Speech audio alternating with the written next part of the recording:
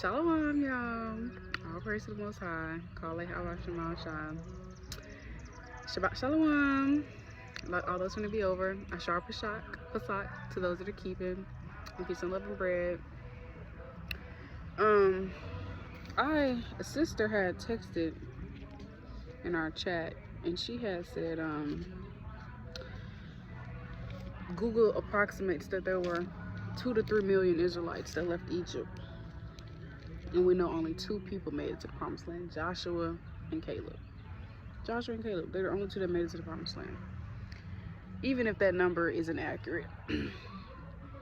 She also said, the scriptures say it was we still know there's a lot of people though, because Exodus 12 and 37 tells us, and like she had brought out. So shout out to Kenya for inspiring today's exhortation through the Spirit. All praise to the Most High. Exodus 12 and 37, and the children of Israel journeyed from Ramesses to Sukkoth, about 600,000 on foot. There were men beside children. 600,000 men, not including women and children. So, and we know that we're scattered. So, who knows if the number's accurate? Probably was. The fact is, even out of 600,000, not including women and children, only 2 people made it to the promised land. Two. Dos. That is so scary to think about. And me and this beautiful sister, we did a study today. I have it in my notes. I have this PDF document. It's a link in my bio with a whole bunch of different edifying notes, and it's called Discipline Enough to Know Our Actions Will Be Weighed in the Balance. And we studied over that today. And it just kind of makes you think, like, it's scary to think that everything we've done and said will be accounted for. And to know that the possibility of what you're doing might not even be enough. Because it's only going to be a remnant. It's only going to be a handful that make it. You know, Yahweh Shah is going to be saying to a lot of people, depart from me, I never knew you. And it's so crazy to think, because you could be thinking you're doing the right thing this entire time and you don't make it into them gates. Like, that's so crazy to think about. Like the sister said, it makes you want to tighten up and get your spirit right. Make sure you're doing the right thing. This is Numbers 14 and 24. And my servant Caleb, because he had another spirit with him and hath followed me fully, him will I bring into the land whereinto he went, and his seed shall possess it. Hath followed me fully. And so I kind of looked up, what does it mean to follow God fully? Well, it means to keep his commandments to the very, very end.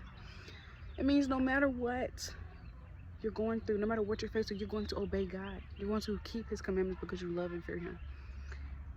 Despite the temptations, the pressures, the things going around, your circumstances, you're always going to choose the Most High. You're always going to do the right thing.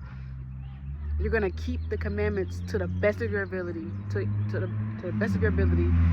Everything you set out to do, you're going to do it wholeheartedly unto the Lord. You're going to fear him. That means sometimes making sacrifices. It means denying yourself.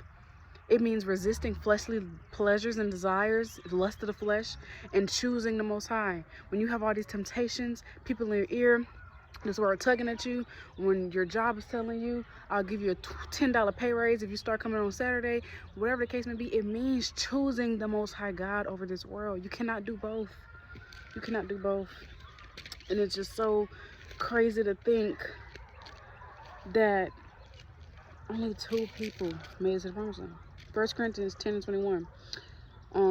Ye cannot drink the cup of the Lord and be in the cup of the devils. Ye cannot be partakers of the Lord's table and of the table of devils. Do we provoke the Lord to jealousy? Are we stronger than he?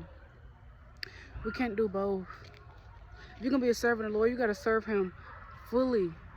We want to be like our forefather Caleb. We want to have that spirit to serve him fully. In a different translation, it also said he had a different attitude. He was different in the spirit. He was just different. We want to have a different spirit so that we're going to be like, no, I'm going to serve the Most High. And you get that through prayer, but you have to put that work in. I remember seeing a post on Instagram the other day.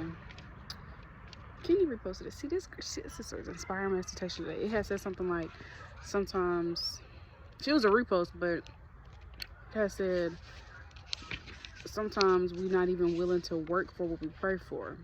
So though, yes, the Most High, he has to cleanse us, we have to do the work too. We have to do the work. We have to make the call of our election sure. We have to do our best to keep these commandments. We have to resist temptation. We know that the Most High sends spirits on us, but like men and sisters was talking about, sometimes it's a conscious choice. We can't use the excuse of, oh, I'm a weaker vessel, I'm the woman, I'm on my period, I'm pregnant, I'm postpartum.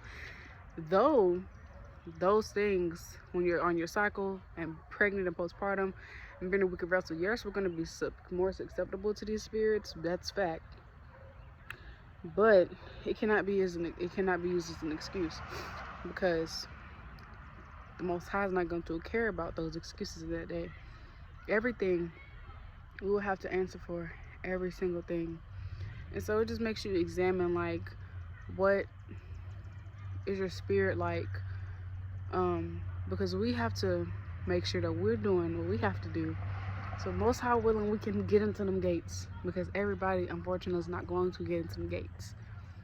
We cannot live a life full of sin and wickedness and expect to just get into the gates. We have to prove to the Most High that we are worthy of such holiness. We are worthy to be in such a holy presence.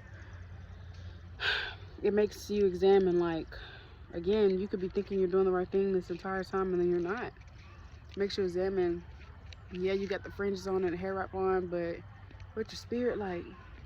Do you follow the Lord wholly? Do you follow him fully? You could be a pretty demon.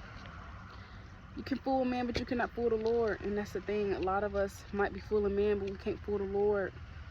And that day you won't be able to fool him. You're not going to be able to fool him. The Most High will take an account of everything. He sees everything. This is Sirach 1:29. Be not a hypocrite in the sight of man, and take heed what thou speakest. Exalt not thyself, lest thou fall, and bring dishonor upon thy soul. And so God discover thy secrets, and cast thee down in the midst of the congregation, because thou camest not in truth to the fear of the Lord, but thy heart is full of deceit. You don't want your heart full of deceit. Fear the Most High God fully, because everything will be brought into light. You cannot escape the hands of the Most High. Everything will be brought into light. You know, we can put on a show now. You know, we got social media, big beautiful congregations. You can put on a show now, but the Most High knows your heart. The Most High knows all of our hearts. The Most High knows who we really are. And that's just a scary thing to think about. It's a scary thing to think about, that only 2 people made it to the promised land. And we want to be those people that make it into the kingdom, Most High willing. This is 1 Samuel 16:7. But the Lord said unto Samuel, look not on his countenance or on the height of his stature, because I have refused him. For the Lord seeth not as man seeth. For man looketh on the outward appearance, but the Lord looketh on the heart. You can fool a man, but when you get home behind closed doors, who are you really?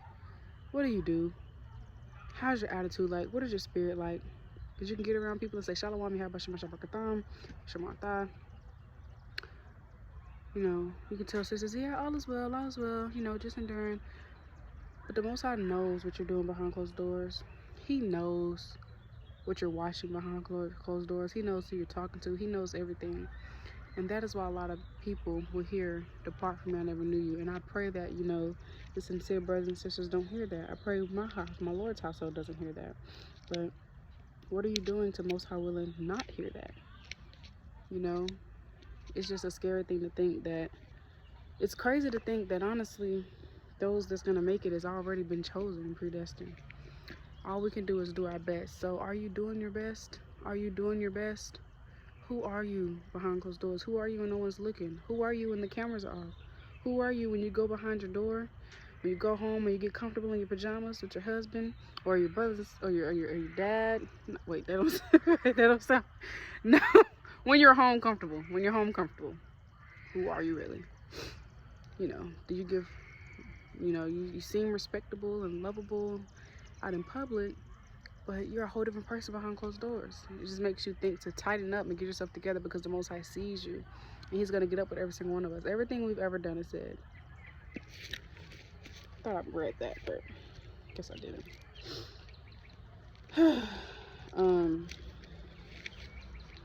Give me 1 second.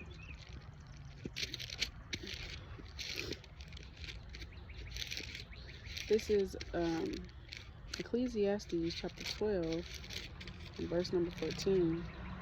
For God shall bring every work into judgment with every secret thing, whether it be good or whether it be evil. Everything will come to light. Everything. So again, approximately 2 to 3 million Israelites left Egypt, and only 2 people made it to the promised land. We want to see them gates, Lord willing. We got to get our spirit in check. Do you follow the Lord fully? Are you going to always choose the Most High? That means denying yourself, always choosing the Most High in temptation. When things start imping up in the times to come, choosing the Most High. It means enduring until the very end. That's why you have to get our spirits right. Learn some survival skills, pray more, fast more, study more, increase the knowledge and understanding. Ask for an increase of faith. Really study these precepts and ask the Most High to engrave them in your mind, because in that day, I say this a lot, all you're going to have is all you did. All you're going to have is what you do now. The studying you do now, the praying you do now, the faith you're asking for now, the faith you have now, that's all you're going to have in that day. And that day is going to make or break a lot of people. And that day, when all hell is breaking loose, enduring into the end is what's going to determine if you make it or not. Enduring into the very end. What are you doing to, Lord willing, endure into the end? Are you building your spirit up? Or are you occupying this world? Because knowledge, I say that, knowledge and wisdom going to be the stability of our times. I say it 33:6. But how is it going to keep you stable if you're not in this Bible? Get your spirit right and follow the Lord wholeheartedly and fully. Put away distractions, put away secret sins, put away them bones in your closet, especially because we're in Passover season. Be cleansed. Put away the old Jew. Continue to kill the old woman daily. Die daily, as our mighty brother Paul said. Continue to put away those old ways of living, because that old Jew is not going to help you get to the kingdom. Only 2 people made it to the promised land. 2. Dose. Scary to think about. Most High, judgment will first begin at the house of God. Judgment is going to start with us that say we love the Most High and we keep His commandments and we fear Him. It's going to start with us. It's crazy to think about. It's crazy to think about. It's going to start with us. And ain't nothing we can do to, we can't escape that day. 1 Peter 4:17. For the time has come that judgment must begin at the house of God. If it first begin at us, what shall the end be of them that obey not the gospel of God? Judgment starts with us. It's gonna start with us. So this is what I'm gonna close off with, this precept. Sirach chapter 17 and verse number 25. Return unto the Lord and forsake thy sins. Make thy prayer before His face and offend less. Turn again to the Most High and turn away from iniquity, for He will lead thee out of darkness into the light of health, and hate thy abomination vehemently. You shall praise the Most High in the grave instead of them which live and give thanks. Once you're in the grave, there's nothing else you can do. We have to make every day count and give every day our all, because there's not going to be nothing we can do no more in that day. Sirach 38:10. Leave off from sin and order thy hands right, and cleanse thy heart from all wickedness. Now is the time, more than ever, to cleanse our heart from wickedness, to put away idols, distractions, things that are not profitable to our spirit, things that are not pleasing to the Most High, because a lot of us are going to hear, depart from me, I never knew you. And Lord forbid, I don't want to hear that. I know some of you, none of us want to hear that. But everybody is not sincere. Everybody is not pure. All Israel is not Israel. Romans 9:6. Everybody's just not going to make it. There's only going to be a remnant. Only a small handful of people. So I pray that we can be part of that number. But we have to do the work. We have to get our spirits right. We have to really go harder and lock in before it's too late. Seek the Lord while He may be found. Call upon while He is near. Make no tarrying and turn to the Lord. Turn to Him now. He sees everything. He knows what you're doing. He's going to expose a lot of people. So let's get right while we still can. All praise the Most High. I love y'all. Have a great week. Kenya, again, thank you so much for expiring this through the Spirit. Shalom.